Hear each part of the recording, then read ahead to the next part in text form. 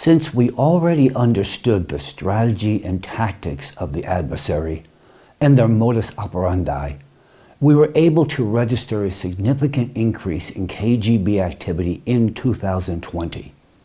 Our analysts identified a series of social and economic markers indicating that the adversary had entered an active phase of operations and begun mobilization measures to achieve their ultimate goal. In the same year, 2020, we noticed a sharp, unprecedented surge in discrediting publications about Alatra. This in turn meant that there had been a significant influx of financial resources into this discrediting campaign for bribing even more journalists. This suggests that the KGB urgently needed to increase the number of their agents of influence in the media. It's important to note that the discrediting of Alatra is just one of many elements of their global plan. The fact that there was a spike in activity concerning Alatra meant that the KGB also intensified its efforts in other areas in a similar manner.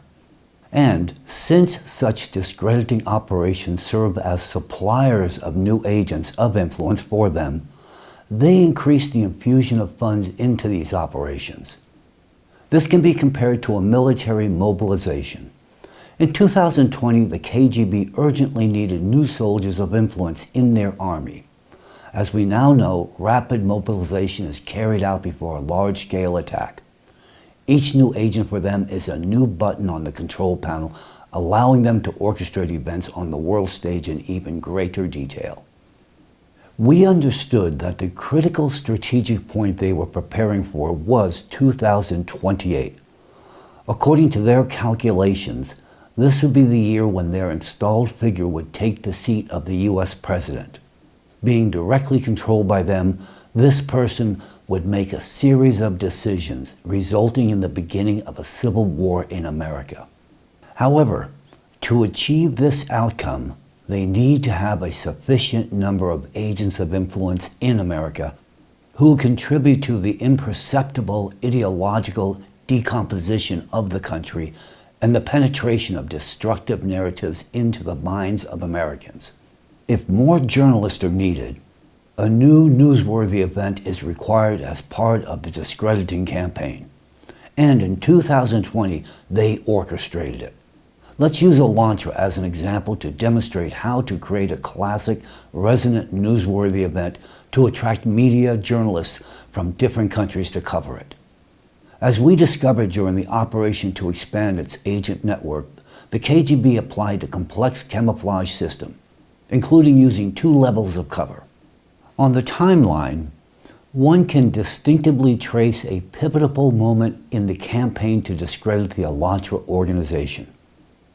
The catalyst was a statement by the Chelyabinsk Diocese published on the official website in 2020. There they expressed concern about the activities of Alatra. This diocese plays a key role in the KGB strategy, creating the image of an active struggle against an undesirable organization. Thus, the first level of KGB cover became the Chelyabinsk Diocese of the Russian Orthodox Church. This media event triggered a chain of sequential events. What immediately draws attention is that articles of similar content appeared on same day on many regional resources referring to this diocese. These publications had similar demonizing headlines, formulated in a uniform style. These are the signs of a pre-coordinated media campaign. Shortly after, materials and videos referring to the concerns of the Chelyabinsk Diocese were published in federal-level media outlets. A federal television channel in Russia, using the Chelyabinsk Diocese concerns as a precedent, released a video story that disparaged the activities of Alatra participants. Other media outlets, including international ones, began to refer to this story. An active stage of involving foreign media in the process was launched. This precedent is notable in that the Chelyabinsk Diocese concerns found support in the European Union and Ukrainian media, countries that were already opposing Russia at that time. Despite the apparent lack of logic in such support, it remains an indisputable fact. The concern of the Chelyabinsk diocese about Elantra's activities became a planned step in this strategy. It is worth noting that the other Russian Orthodox Church dioceses had also published similar concerns on their resources before this incident, but that did not receive nearly the same media coverage.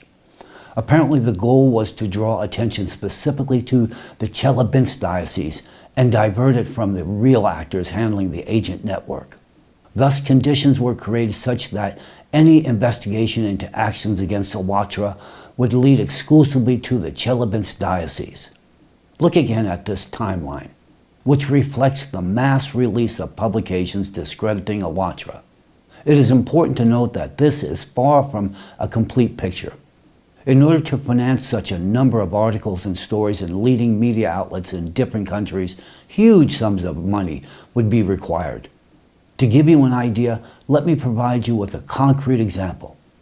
According to unofficial but factual data, publishing an article in only one of the leading European outlets cost around $100,000 US.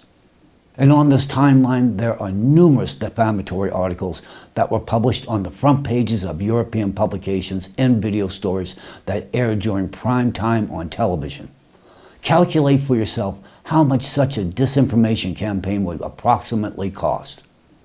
Why would the church spend so much money to discredit a simple social movement? If suppressing Alatra was the main goal of the Russian Orthodox Church, which seeks to become a titular religion, more economical and effective methods would have been chosen. Moreover, due to their nature, these people would never have spent such money. Ultimately, given the influence and connections of the Russian Orthodox Church in Russia, the organization could have been closed at the very beginning of the inception without allowing it to spread. Why spend so much church money? And what is the interest of the Russian Orthodox Church itself in fighting Elantra in this way? Did the clergy really fear competition from a secular volunteer organization that is not even religious? Clearly, this disinformation campaign has other objectives, indicating that its ultimate beneficiary is not the church at all. It was the KGB's ears sticking out of this hat. If an independent investigation were to be conducted without prior knowledge, you would be unlikely to detect the KGB's interest in the scheme. Let's recall that historically, under the USSR, the church was linked with the NKVD, that's the predecessor to the KGB. That is, from the moment of the KGB's creation, its agents have systematically occupied key positions at all levels of the hierarchy ladder of the Russian Orthodox Church. For example, the current head of the Russian Orthodox Church, who ran intelligence operations for the KGB in the past, continues to reflect the interest of the KGB in his current role. Let me reveal another fact to you. After noticing an unusual increase in KGB's financial contributions to information attacks in 2020, indicating a rise in their preparations for retaliation, we made a decision to provoke them. Since the primary method of disguise for the KGB in this scheme is to manipulate public opinion under the guise of fighting religious dissent, we decided to play on their field. Through our mutual acquaintances, we suggested that Alatra volunteers hold a series of conferences on religious topics. Soon, several international online conferences were organized, focusing on analyzing Islam and Christianity's historical development. These conferences were based on verified scientific research and were conducted within the framework of law and general principles of democracy. Predictably, these conferences played out their role, resulting in the KGB revealing themselves even more, along with their tactics and hidden operation schemes.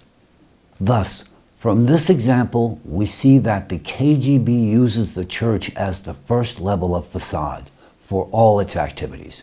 Furthermore, the results of our investigation have identified specific connections between individuals involved in discrediting campaign against Alatra. This revealed the KGB's second level of facade, anti-cult movements or anti-cult organizations.